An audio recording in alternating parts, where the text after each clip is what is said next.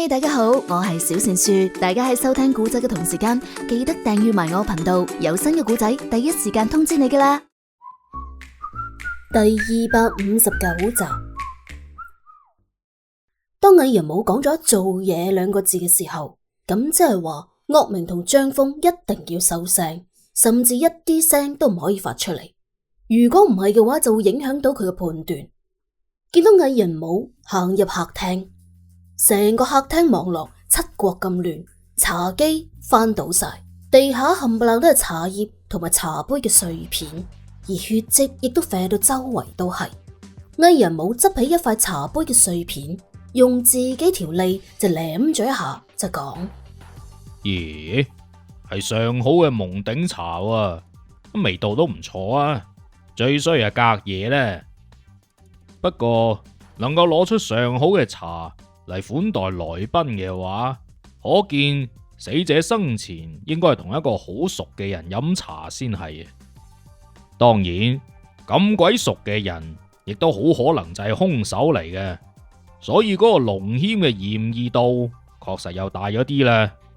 跟住又檢查咗四周圍散開嚟嘅血跡，血跡係呈線狀擴散出嚟嘅，而呢個線狀嘅底部就係血液噴灑出嚟嘅地方，亦就話係呢個梳化嘅地方啊。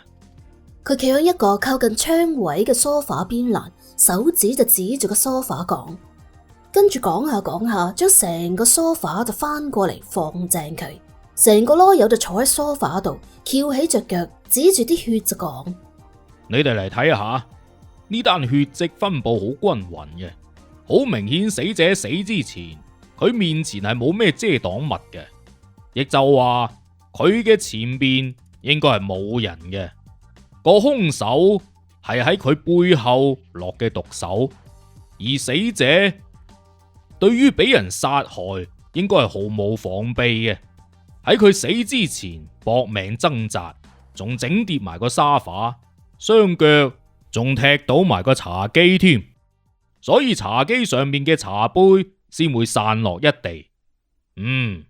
冇錯啦，當時嘅情景應該就係咁啦。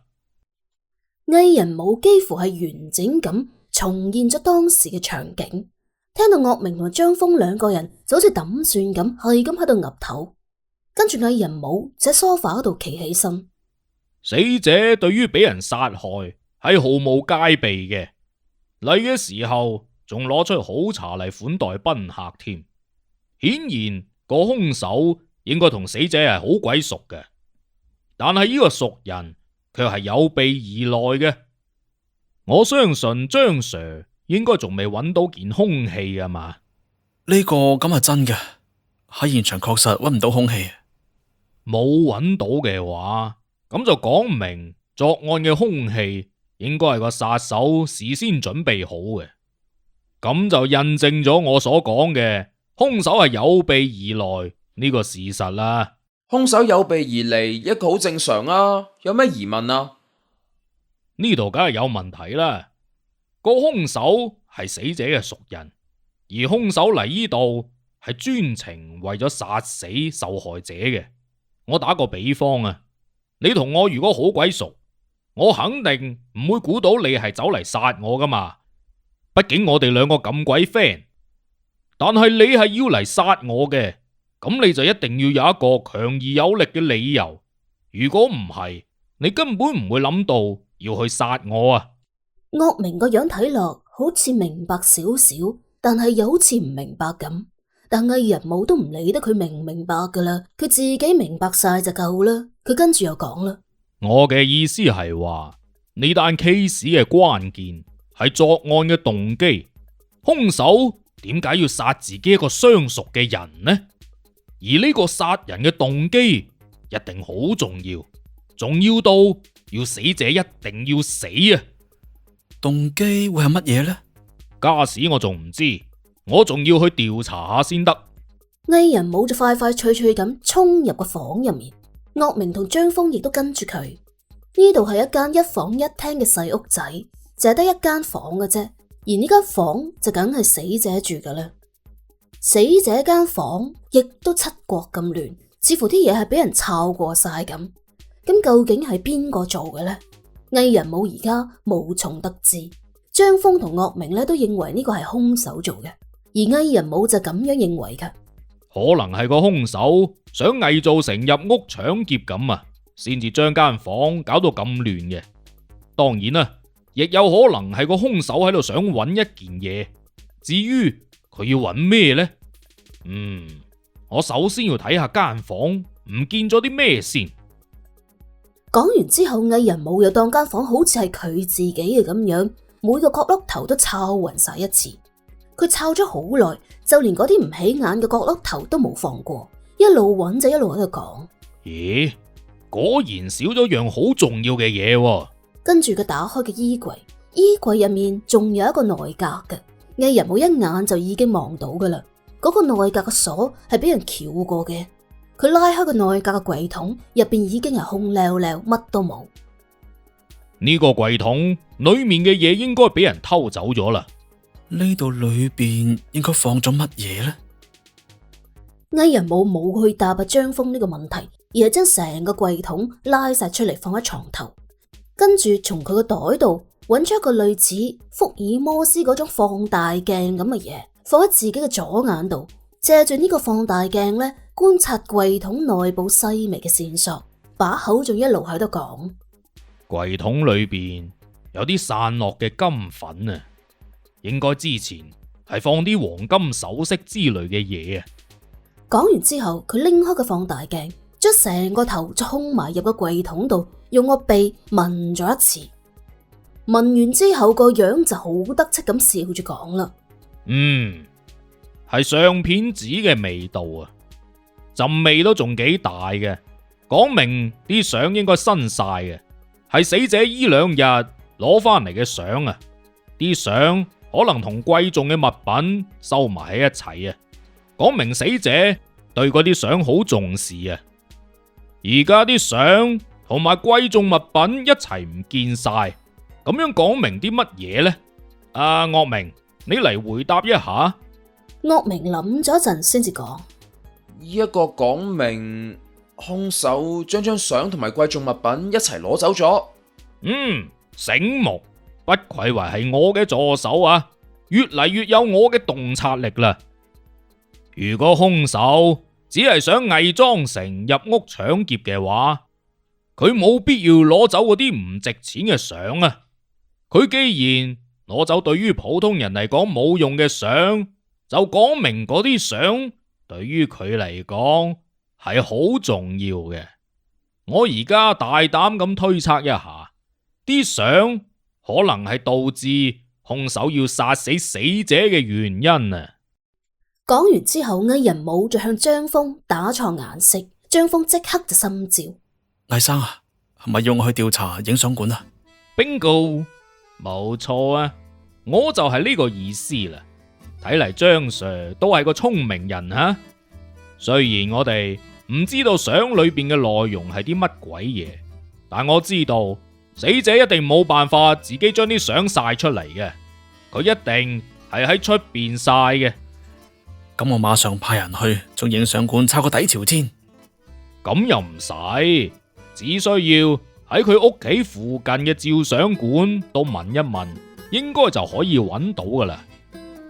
啲相就咁擺喺衣櫃嘅櫃桶裏邊，都唔算係好隱蔽，講明死者都唔算係一個好聰明嘅人啫。佢冇咩心機去收埋啲相嘅。對於一個冇咩心機嘅人，佢晒相都唔會特登走好遠晒嘅啫。明白，咁樣範圍咧縮小好多，馬上派人去啊！咪住先，你要派嘅人唔會係出邊嗰兩條蛋散係嘛？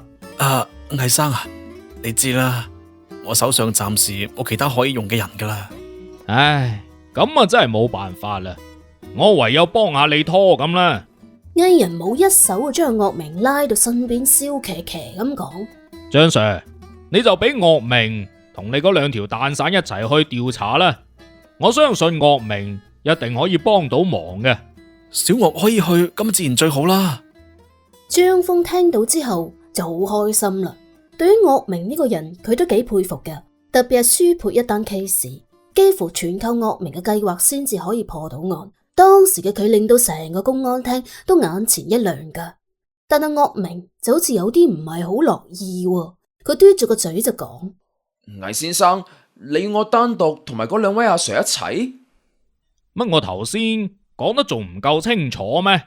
唔係，但係岳明之所以咁樣講，唔係話佢唔願意同嗰一高一瘦嘅差人一齊做嘢，佢淨係覺得佢同佢兩個唔係一路嘅人。魏仁武就打斷咗岳明嘅話啦。但係乜鬼嘢啊？冇鬼但係啦，我要同張 Sir 去停屍間嗰度睇下啲屍體啊！如果唔係，我就自己去揾照相館啊！使鬼麻煩你咩？好啦好啦，我去，我馬上安排。就係咁，岳明就跟住嗰個一肥一瘦、一高一矮嘅差人去揾影像館，而張峰同魏仁武呢就去停屍間，兩隊人分頭行事。張峰揸住佢嗰架捷達嘅警車，載住魏仁武嚟到警方嘅臨時停屍房。臨時停屍房係屬於司法局下屬嘅司法鑑定中心所管理嘅。張峰同魏仁武對呢一度其實係好熟悉噶啦。而停屍間嘅值班法醫係袁元平，亦都係老熟人嚟嘅。呢一個袁元平50零歲到啦，兩邊嘅頭髮就已經白晒，可以話係一個老法醫嚟嘅。